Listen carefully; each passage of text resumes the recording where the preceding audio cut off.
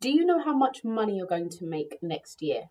How big is the gap? If the gap is big, what's going on? If you are nearing the end of the year and are looking for a way to make solid financial plans for the new year, you're in the right place. This video is for anyone who's trying to build a financial plan, more specifically a business financial plan. So if you're a solo entrepreneur or you're a small, new, upcoming business, this video is for you. I'm going to take you through the steps to building out a plan with the actionable steps, with, of course, a focus on the finances, getting that money. So stay tuned and let's do this.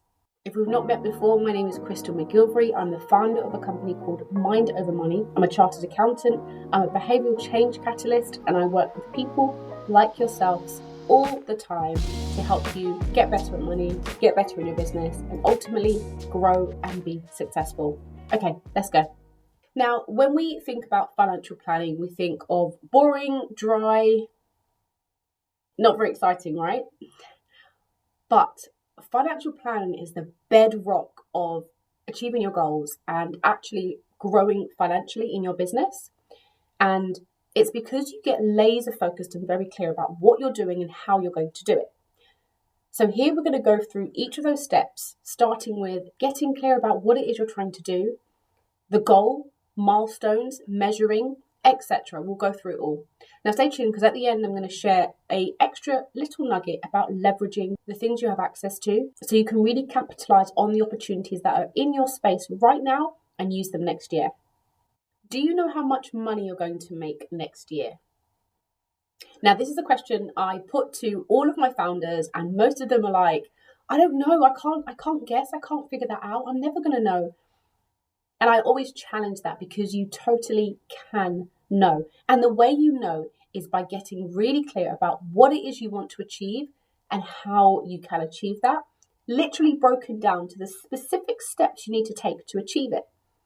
And as you go through those months and you are doing the things you realize you need to do to achieve that goal, and if you don't do the thing, make those adjustments, you're constantly working towards that specific target. Before you know it, you've achieved exactly what you said you were going to achieve, which is being able to answer that question, how much are you going to make next year? And that's what this video is about. Getting rid of that unknown, making yourself certain and knowing exactly what to do to achieve those goals. To get started, we need to look at our past year performance. Now, I know it's happened, it's done and gone, but this is where you get all the lessons, the learnings from, the insight about what has worked, what hasn't worked, what opportunities did you not capitalize on, take advantage of, what was a really bad idea, was investing in that marketeer or whatever they are a really bad idea and they did not give you the results that you expected? Was it their fault, or was it because you didn't do what you were supposed to do? Looking at the last year really gives you the data you need to go forward and optimize your performance. Now, when we're thinking about looking back at past performance, past data, our last year, we're looking at three main areas. One, you want to look at your profit and loss. So you want to look at your income and expenses. What was the flow of money coming into your business and going out of your business? Was income in line with what you expected? Were your expenses in line with what you expected? Did you spend more than you intended? Also, drill down into the detail. In terms of income, where did that income come from? Was it a specific demographic? And what about your expenses? Did you not expect a specific type of expense? Was you surprised? Were you able to save money and spend less than you thought? Number two, you need to review your cash. Where are you cash-wise? Profit and loss are very different to cash. And if you want more information, I'll share a link and you can dive into the difference there. But looking at your cash is understanding how much money do I have in my bank? And that information will plug into the work we'll do later. You need to make sure you have enough cash in the bank to see you through hard times. We call these reserves in a business. When we talk about personal finances, we tend to refer to them as emergency funds, but it's effectively the same thing. It's an amount of money you have in the business bank account held for an emergency, and you usually calculate it based on essential expenses for a certain number of months. Now, in your business, this might be paying staff or paying rent. So, in terms of looking back, it's you checking to see how you are cash-wise. Now, the third thing to review is looking at the budgeting accuracy. So ideally, last year you would have created a budget to see exactly how much income, expenses you're going to incur for the year just gone. And you want to compare that to what has actually happened. So overall picture, how different is it? And here you are assessing your ability to make good estimations. And where you haven't been so good, it is crucial for you to dive in to see why have you not been so good. Because that's the information and the learnings you want to take forward to the next year. Now, I've spoken a lot about data, and there are many ways you can do this. You can be really simple and just use an Excel spreadsheet if you don't want to pay for some kind of cloud accounting software. But I would strongly encourage you to use some kind of cloud-based accounting software because it does so much of the work for you, and you can set it up once to track the information that you really care about, including revenue sources, projects, performance on specific projects, type of expenses, when things happened, payment, when things are paid. All of that information can be captured by a cloud-based solution with ease. Again, I'll link some of those below so you can go and sign up to them. Now you want to dive into looking forward. You start by thinking about the big vision. What is it you're trying to achieve overall? Think about the organization as a whole. What are you trying to achieve? You can think of this in terms of 1, 3, and 5 years, maybe 10 years, depending on how long you're looking to operate.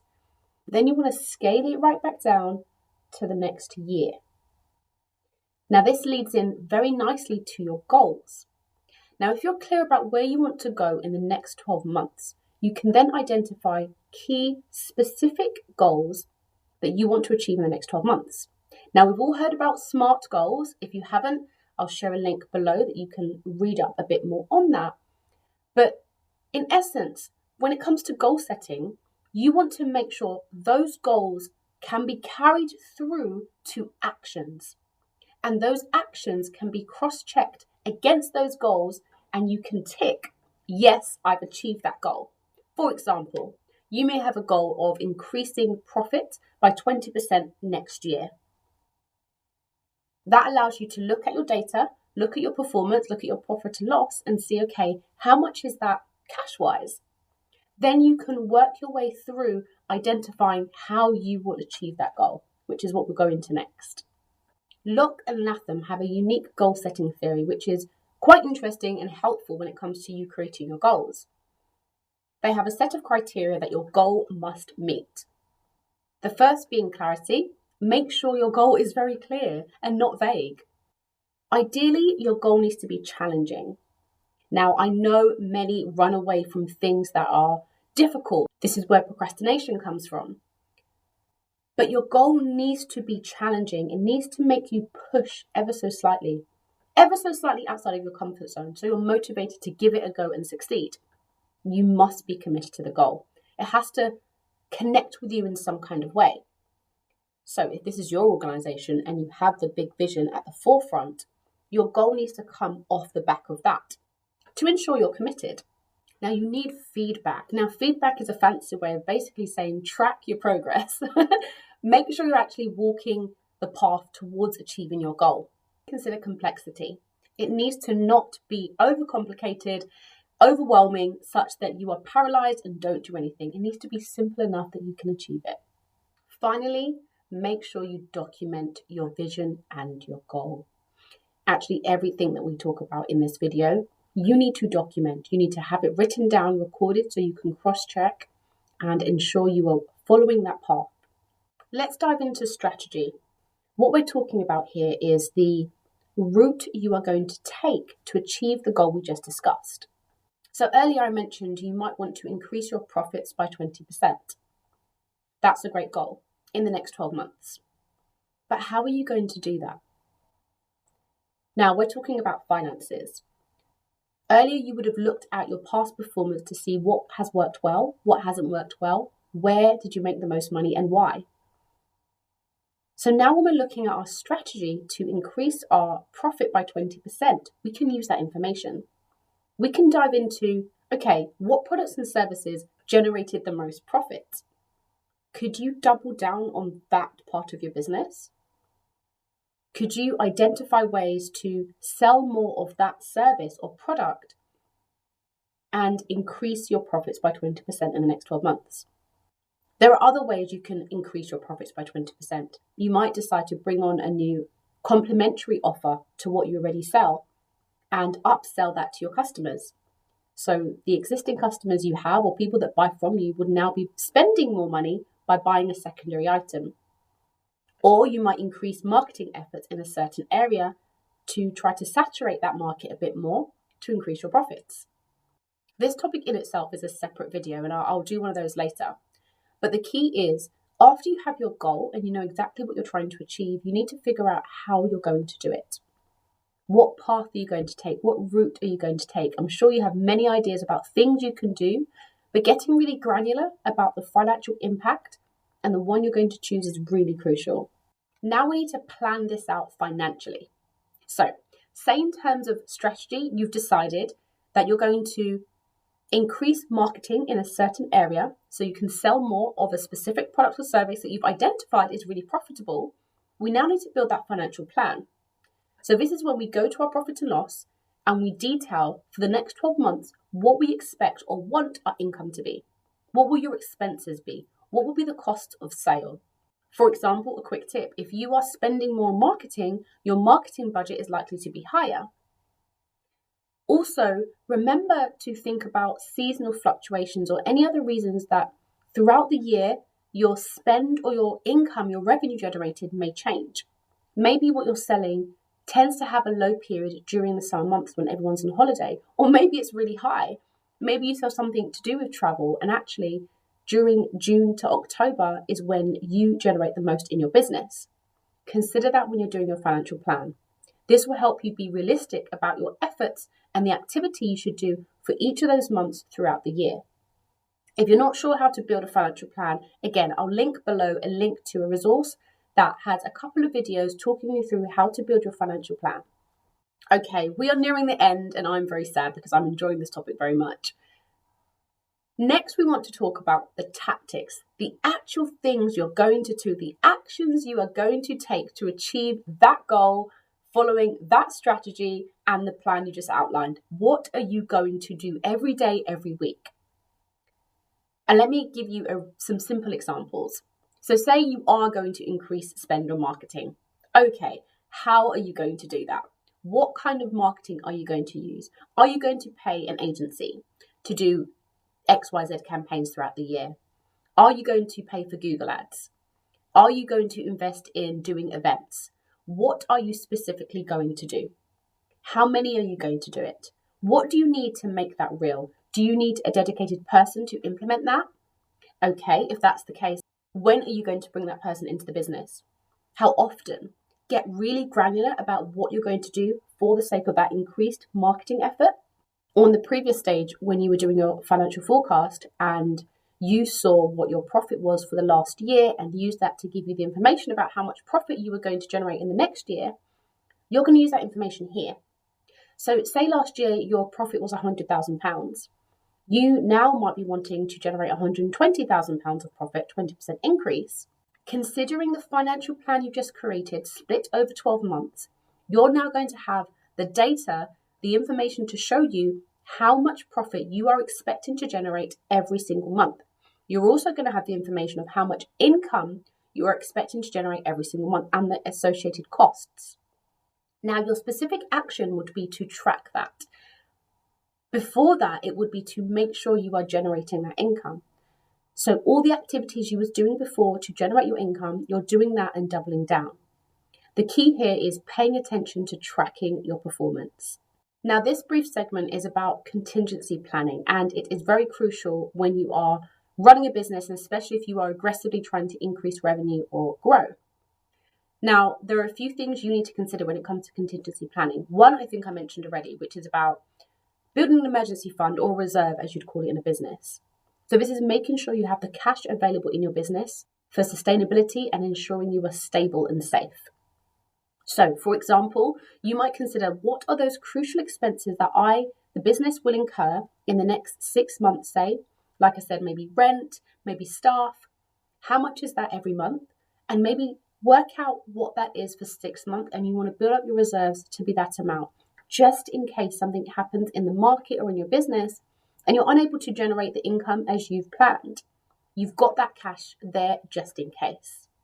And what we're talking about here is risk management, which again is a whole exercise within itself. It requires you assessing the risk, being very clear about what the risks are in your business across the board.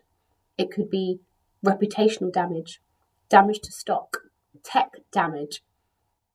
And it's you planning out exactly what the impact would be and then how you would remedy that. And then also what you can put in place to ensure that the impact is minimal, such as insurance. Now, to round off before I close out this video, I have 3 more things for you. One is just highlighting and stressing the point, the importance of monitoring and tracking your performance. So going back to that big financial plan you would have created, finding a way, whether it's every week, ideally, to sit down and cross-check your performance to your expectation. How big is the gap? If the gap is big, what's going on? What's the problem? What have you done wrong in terms of your forecast?